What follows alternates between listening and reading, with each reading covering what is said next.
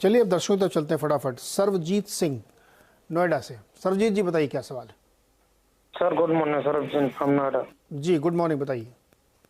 Sir मैं IDBI और अरविंद दोनों शेयर के बारे में जानना चाहता हूँ। अरविंद हमारा 88 रुपीज की बाइंग है और आईडीबीआई 53 रुपीज की बाइंग है। ओके, तो दोनों का इन फ्यूचर लॉन्ग टर्म में क्या होगा? क्या रहेगी? गाबा सर, आईडीबीआई बैंक 53 रुपए पर क्या फ्यूचर है इसका लॉन्ग टर्म के लिए? आईडीबीआई 53 रुपए पर लॉन्ग टर्म के लिए फ्यूचर का है। वेल कह सकते हैं जो कल का लो बढ़िया है, लेकिन थोड़ा अगर डिप मिल जाता है तो अच्छा है। 40-45 में मिलता है तो लेने की जगह अच्छी है, लॉन्ग टर्म बढ़िया लगता है वहां पर। लेकिन देखा जाए तो लॉन्ग टर्म व्यू है, मंथली चार्ट पर देखे जाए तो पॉजिटिव है, लेकिन थोड़ा भी एक्सपेंडेड हो गया, थोड़ी एक गिरावट मिलती है तो खरीदारी का मौका रहेगा। लेकिन ये ठीक ही नजर आता है, होल्ड करना चाहिए। और अरविंद? एक्चुअली इन्होंने दोनों ही स्टॉक नॉन फैंसी स्टॉक लिए हैं। अरविंद लिमिटेड जो स्टॉक है वीक लगता है मुझे थोड़े, क्योंकि 160 गया था तो उसके लो लेवल आ रहे हैं। इसमें ट्रेंड चेंज करते करते वक्त लगेगा, तो मुझे लगता है इसमें थोड़ा पेन बाकी है। लोअर लेवल देखने को मिल सकता है, अब ट्रेड करा है 80, लेकिन लोअर लेवल देखने को मिल सकता है। इसको ट्रेंड चेंज जब तक ये 100 पार नहीं करता मुझे दिक्कत आ रही है इसमें, लगता है तो 100 में स्ट्रॉन्ग रेजिस्टेंस है। तो अभी तो 8 रुपए का नुकसान है, बेच दें क्या, निकल जाए, लॉस बुक करें? मैं होता तो 100% निकल जाता। ओके, तो ट्रेंड अच्छा नहीं भाई इसमें, तो सरजीत जी आपको फैसला करना है इसमें। अगला सवाल है कुशल का, आगरा से हमारे साथ जुड़ रहे हैं। कुशल जी नमस्कार, सवाल पूछिए सर। हाँ सर, मेरे पास 2 शेयर हैं। एक पेटीएम में 679 की रेट पे 200 शेयर और एक राजेश एक्सपोर्ट है सर, दोनों शेयर वो भी हैं 850 की रेट पे। सर वो उसके बारे में बता दीजिए। राजेश एक्सपोर्ट बार बार नीचे ही जाता जा रहा है। ओके गावा सर, पेटीएम बताइए पहले। पर पेटीएम का जो चार्ट है वीक है, इसको पार करना पड़ेगा 800 रुपए, तब जाके मजा आएगा। वरना तो ये अपमूव मिला है, वापस जो मरी 550 टू 750 भी चला गया था, फिर उसके बाद गिरावट आ रही है। सेलिंग प्रेशर आएगा जब से लिस्टिंग हुआ है। जिन लीडरों ने खरीदा लिस्टिंग के बाद आज बेचारे दुखी हैं, तो ये तो पेन है। जितना ऊपर आएगा लोग अपने कॉस्ट से आसपास निकलने की कोशिश करेंगे, तो सेलिंग प्रेशर तो बढ़ता रहेगा, इतना ईजी नहीं है। इसको बहुत लॉन्ग हॉल है, वीक स्ट्रक्चर। इसको लॉन्ग टर्म के लिए रोकेंगे आप पेटीएम को? हाँ, हेलो, पेटीएम में लंबा रुकना पड़ेगा, तैयार हैं? जी जी जी। और सर राजेश एक्सपोर्ट और बता दीजिए। गावा सर, राजेश एक्सपोर्ट भी देखिए। राजेश एक्सपोर्ट में देख देता हूँ, मुझे पक्का ध्यान है ये गूगल पे यूज करते हैं या पेटीएम यूज करते हैं, ये पहले उनको तय करना है।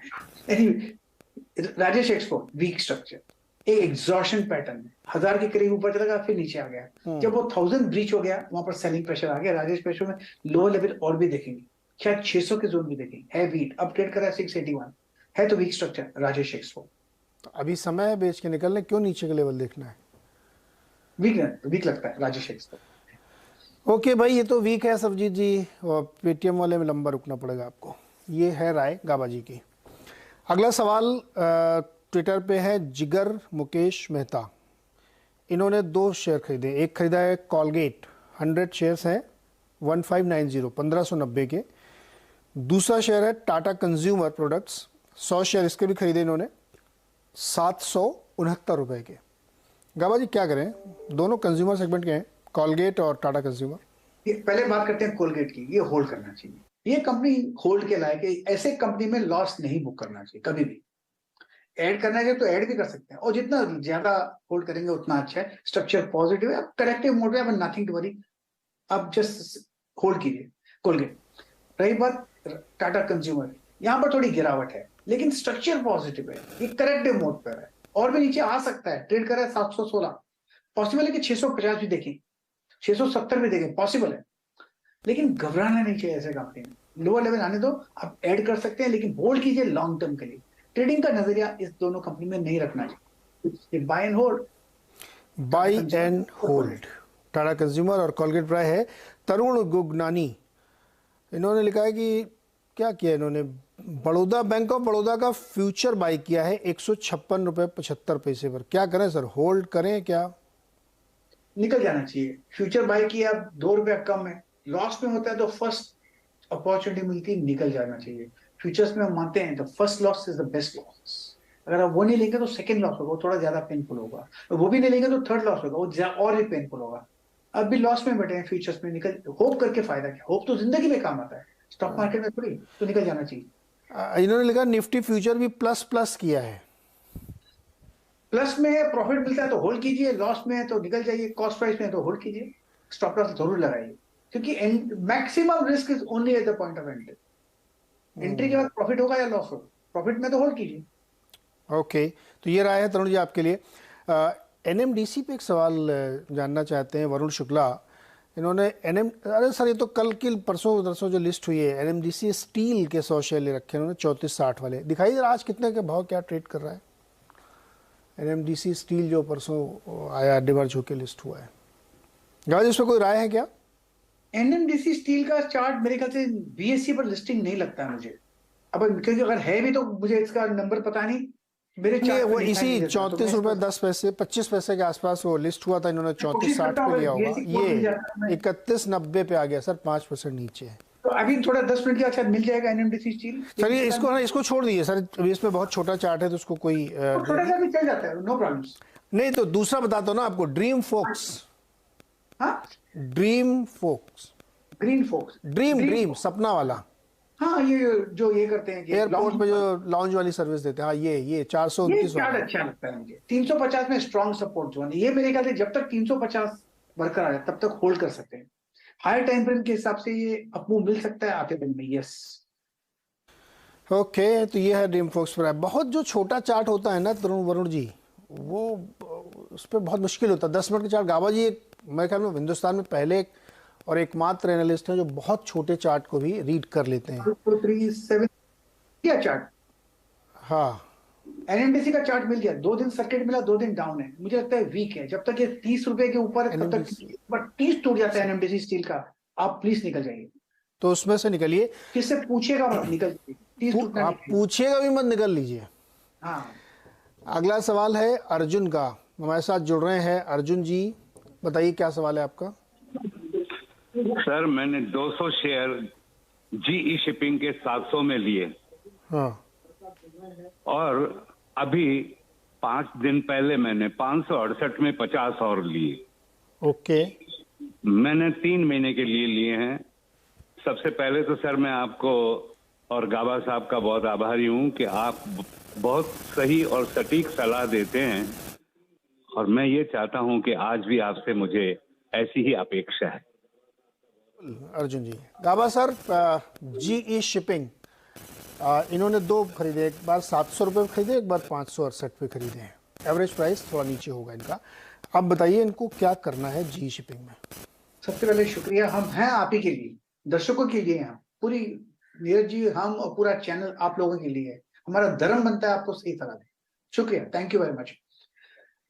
अब ग्रेट ईस्टर्न शिपिंग कंपनी में इन्होंने जो 700 में लिया, वो जगह तो अच्छी थी खरीदने की, लेकिन उसके बाद एक गिरावट देखिए, अब डाउन मोड पर है।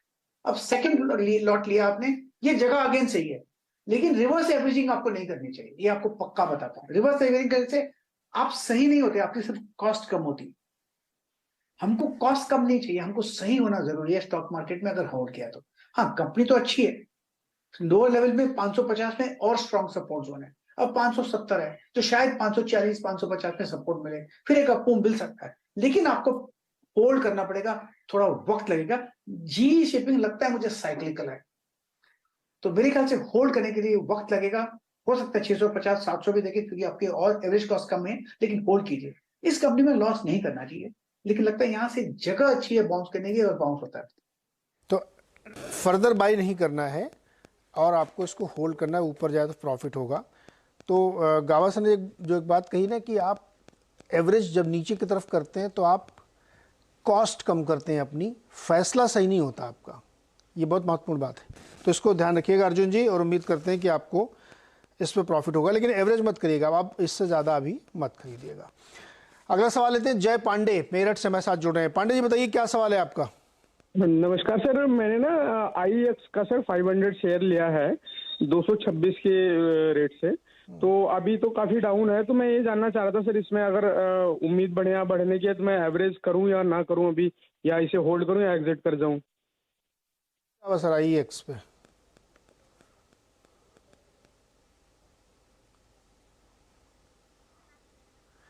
गाबा सर IEX। हाँ करेक्ट।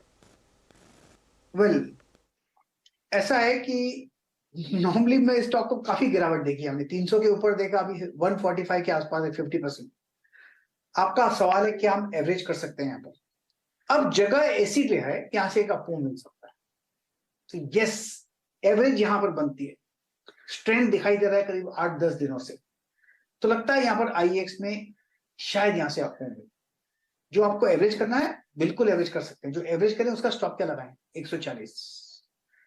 फिर अपो देखिए यहां पर, अगर पहले वाला आपका पहले वाला माल आपके स्टॉक नहीं होता तो खरीदने की जगह बन जाती है यहाँ पर।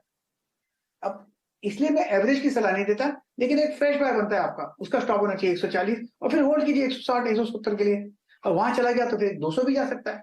तो ऐसा फ्रेश ट्रेड सोचिए। हाँ एवरेज पहले आप है उसका, आपकी कॉस्ट कम हो जाएगी, लेकिन दोनों का कनेक्शन कुछ नहीं है। ओके गाबा जी, FL इंडिया 1188 पे लिया है कैलाश ने, क्या करें? 5 साल रुक सकते हैं। नाम रिपीट करेंगे? FL India, AFFLE। हाँ AFFL इंडिया। वेल ये स्टॉक लगता है हायर टाइम फ्रेम बेसिस में थोड़ी गिरावट है, पेन थोड़ा बाकी है। 1000 एक ट्रेड करा है 1014, जगह अच्छी है यहाँ पर। 1000 पे अगर संभल जाता है तो शायद संभल भी जाएगा, ऐसा लगता है मुझे, क्योंकि बेसिक चार्ट स्ट्रक्चर पॉजिटिव है। थोड़ा पेन रहेगा कंसोलिडेशन जोन पे, लेकिन होल्ड कीजिए। लेकिन एक मौका मिलेगा 1200 और 1300 के बीच में, वहां पर अगर चला जाता है तो वहां पर रेजिस्टेंस है, आप निकल प्रॉफिट बुकिंग जरूर कीजिएगा। जी सिद्धार्थ जानना चाहते हैं कि क्या इस भाव पर LIC में ऐड करें? क्या इस भाव पर LIC पे एंड करें? वीक स्ट्रक्चर बिल्कुल नहीं करना है। जब से लिस्टिंग हुआ 900 उसके लगातार 585 आ गए, न्यू लो पर चल रहा है। न्यू लो पर चल जाता है इसलिए क्योंकि वीकनेस है। न्यू लो पर ऐड नहीं करना चाहिए, इनफैक्ट वहां पर बेचना चाहिए, लेकिन यहाँ पर शॉर्टिंग तो नहीं कर सकते, इसलिए यहाँ पर ऐड नहीं करना चाहिए। चलिए अगला सवाल लेते हैं। रेवाड़ी से हमारे साथ मनोज जुड़ रहे हैं। मनोज जी बताइए क्या सवाल है आपका? नीरज सर नमस्कार। जी नमस्कार। गावा सर नमस्कार। नमस्कार। सर आप दोनों का मैं बहुत बड़ा फैन हूँ और मैं आपको बहुत सालों से फॉलो कर रहा हूँ। सर मेरा 3 स्टॉक के ऊपर सवाल है। एक है Bharat dynamic limited. Bharat dynamic limited sir, गावा सर की एडवाइस लेके 832 में मैं 140 शेयर बाय करा था और 985 में सेल करा हूँ। इसके ऊपर मेरा ये सवाल है कि आगे मैं इसको किस पोजीशन में दोबारा बाय कर सकता हूँ? ओके दूसरा बताइए। दूसरा सर SBI 518 में बाय करा हूँ 280 शेयर और मेरा ये लगभग 5 साल रुकने का मेरा मन है, तो क्या इसमें रुकने का फायदा रहेगा क्या? ठीक है। तीसरा सर टाटा कम्युनिकेशन 1302 रुपए में बाय करा हूँ 150 शेयर, ये भी मेरा 5 साल रुकने का मेरा मन है। ओके गावा जी, पहला सवाल है भारत डायनेमिक्स, जहाँ पे आपके बताए हुए के मुताबिक इन्होंने प्रॉफिट बनाया, अब दोबारा उसमें एंटर करना चाहते हैं, BDL में करें दोबारा? देखिए अगर नजरिया लॉन्ग टर्म का है तो जरूर होल्ड कीजिए। इनफैक्ट मुझे लगता है भारत डायनेमिक्स में चार्ट स्ट्रक्चर पॉजिटिव है, high time frame structure consolidation लगता है, जो ऑल टाइम हाई करीब 1000 के आसपास है, और एक बार 1000 बार लेगा तो एक अलग ट्रेजेक्टरी में चला जाएगा, तो ये लॉन्ग टर्म के लिए बढ़िया है। शॉर्ट टर्म में अब इसमें इनको लगता नहीं, मुझे लगता नहीं इनको एंट्री मिलेगी, उसके लिए डिप की जरूरत पड़ती है। वो डिप मुझे लगता नहीं आएगा। अगर आ जाता है 925 में आ जाता है तो बिल्कुल खरीद लीजिए, वहां पर मिल जाता है तो ऐड कर लीजिए, या तो फिर 1000 के ऊपर ट्रेड कीजिए। ये 2 जगह है खरीदने की, और फिर होल्ड कीजिए, लेकिन medium term to long term के लिए। ये रहा फाइनल इनका सवाल है। दूसरा SBI 518 पे खरीदा है, 5 साल के लिए इनका सवाल है, बिल्कुल लेना चाहिए 5 साल के लिए, लेकिन लेना चाहिए कहां पर? 450-500 के आसपास, ये एक जोन है सपोर्ट मिलने के। मुझे लगता है जो कल का लो है या परसों का लो है, रिसेंट लो हमने 500 देखा है, वो अच्छा लो है, शायद सस्टेन करेगा। तो कल भी मुझे लगा था कि आपको मिलेगा, और आज कल का 2 बजे के शो में दिया था और आज उसका प्रॉफिट भी मिल गया। लेकिन मुझे लगता है कि 5 साल का अगर नजरिया है तो आप इस पर SIP कीजिए। ओके। और तीसरा है लास्ट क्वेश्चन, टाटा कम्युनिकेशन 1302 पे लिया, इसमें भी 5 साल रुकेंगे। टाटा कम्युनिकेशन का मैं चार्ट निकाल देता हूं। टाटा कम्युनिकेशन पे यहाँ पर साइडवेज जोन है, वीकनेस है, 5 साल के लिए लेना है तो मैं लूंगा आप भारत डायनामिक ले लीजिए। टाटा कम्युनिकेशन तो उसका मुझे लगता है कि थोड़ी वीकनेस दिखेगी, इसलिए इंस्टेड ऑफ टाटा कम्युनिकेशन आप BDL में डाल दीजिएगा या फिर HCL में डाल दीजिएगा। ओके, तो ये थी मनमत जी आपके तीनों सवालों पे राय। और अगला सवाल है डॉक्टर अभय गोयल का, देहरादून से। गोयल साहब बताइए क्या सवाल है। डॉक्टर गोयल। हेलो जी डॉक्टर साहब बताइए, सवाल बताइए। आवाज आ रही है? अच्छा, EKI इंडस्ट्रीज 778 पे लिया है 200। गवा से चार्ट देखिए, EKI एनर्जी। EKI एनर्जी हाँ, कितने में लिया इन्होंने? 778 पे खरीदा इन्होंने। एक्चुअली मैं होता तो निकल जाता। ये stock circuit on the way down, circuit on the way up, circuit on the way down. जब चाहिए तो मिलेगा नहीं, जब बेचना चाहे तो बिकेगा नहीं। स्टॉक होना क्यों, निकल जाना चाहिए। और ये स्टॉक का नाम मैंने पहली बार सुना। आई थिंक मुझे फैंसी नहीं लगता, निकल मैं होता तो निकल जाता। एग्जिट की राय है EKI एनर्जी में। गावा साहब दो स्टॉक है, ITC और इंडियन होटल्स, क्या करना चाहिए? लॉन्ग टर्म के लिए ITC और इंडियन होटल बहुत ही अच्छा है। ITC का चार्ट देखा जाए तो 325-350 में स्ट्रॉन्ग सपोर्ट जोन, होल्ड करना चाहिए, बाय एंड होल्ड। टिप्स मिलती है तो ऐड कीजिए। इंडियन होटल बिल्कुल वैसा ही स्टॉक है, one of the best stock in the hotel industries. तो इसमें अगर डिप्स मिलती है तो लेना चाहिए। यहाँ का भी चार्ट स्ट्रक्चर पॉजिटिव है, स्टॉक सपोर्ट 300 295 के करीब है, कंसोलिडेशन मोड में लेना चाहिए और 2-3 साल भूल जाना चाहिए। Yes, Indian hotel. Okay, Rakesh Kumar ji Nagpur से जुड़ रहे हैं। राकेश जी बताइए क्या सवाल। वाजपेयी जी नमस्कार। जी नमस्कार, बताइए। जी, प्रश्न ऐसा था कि मेरे पास 73 के भाव के 35,000 इंडियन ऑयल लिए थे सितंबर में। ओके, अपन ने इसलिए लिया था कि भाई जो उसको लोग क्रूड जो सस्ता मिल रहा है उसको, उसके कारण बेनिफिट होगा, बहुत सारा फायदा होगा, मुनाफा आएगा, लेकिन वो ऐसा कुछ हुआ ही नहीं। हाँ, और जो अभी 30,000 करोड़ जो सरकार ने दिए उसमें से मान लो 15,000 करोड़ मिलेंगे इंडियन ऑयल को, तो उसका कुछ आगे बेनिफिट अगले 6 महीना साल भर में इंडियन ऑयल 95-110 के आसपास जा सकता है? कोई चांसेस लगते? ओके, लंबे समय का आउटलुक चाहिए। आप लंबे समय के लिए रुकने के लिए तैयार है ना? बिल्कुल, कोई प्रश्न नहीं है साहब। ठीक। गावा sir, IOC Indian oil corporation अभी इनके भाव से 4 रुपए ऊपर है। क्वांटिटी इन्होंने ठीक ठाक ली है, 35,000 शेयर खरीद रखे हैं। बताइए क्या राय बनती 2-3 साल के लिए? लॉन्ग टर्म के लिए तो स्टॉक अच्छा है, लेकिन इसमें एक ही दिक्कत है, ऑयल कंट्रोल का प्राइस, ऑयल प्राइस हमारे कंट्रोल में नहीं है, टैक्सेस हमारे कंट्रोल में नहीं, दिक्कत हो जाती है, प्राइस कंट्रोल हमारे हाथ में नहीं है। इसलिए इंट्राडे के लिए मैं यूज करता हूँ इंडियन ऑयल के, लेकिन इंडियन ऑयल इन्वेस्टमेंट के लिए डायरेक्टली मैं नहीं लेता। लेकिन लॉन्ग टर्म चार्ट मुझे अच्छा लगता है क्योंकि सपोर्ट है लोअर लेवल में 65-70 के आसपास, फिर 95-100 के आसपास जब भी पहुंचे वहां पर एक बार तो प्रॉफिट बुक कर लेना चाहिए। ओके, राकेश जी, ये गाबा सर के टेक्निकल चार्ट है कि 90 के आसपास जाए तो एक बार प्रॉफिट बुक करिएगा, आपको प्रॉफिट होगा भी। लेकिन आपको याद होगा कि आप जो आंकड़ा बताया कि सब्सिडी इनको दी गई वापस, तो मेरी जानकारी के हिसाब से इस वक्त इनके किसी भी प्रोडक्ट पे अंडर रिकवरी नहीं है। रीज़न इसका ये है कि क्रूड स्टेबल है और सरकार ने इनको प्राइस घटाने के लिए मजबूर नहीं किया है, तो प्राइस स्टेबल है। उसकी वजह से पेट्रोल में तो बहुत पहले ख़त्म हो गई थी, LPG की सब सरकार ने दी थी, और डीजल की ऑलमोस्ट ज़ीरो हो चुकी है। तो अब इनके पास जो प्रेशर आप देख रहे होंगे वो एक तो ओवरऑल मार्केट का प्रेशर है, दूसरा ये जो लगातार कैपेक्स करते रहते हैं उसका दबाव होता है। तो मुझे लगता है कि ये प्राइस जिस पे आपने एंट्री ली है वो बिल्कुल ठीक है। फंडामेंटली कोई ऐसी बुरी खबर ऑयल मार्केटिंग कंपनीज के लिए एज ऑन डेट नहीं है, खासतौर पर IOC के लिए तो बिल्कुल नहीं, क्योंकि ना तो इनका कोई OFS आना है, ना इनका कोई डाइवेस्टमेंट होना है, इनका सिर्फ एक्सपेंशन ही होना है। तो अगर मार्केट सुधरता है तो ऑयल कंपनीज के लिए ये अच्छी खबर होगी।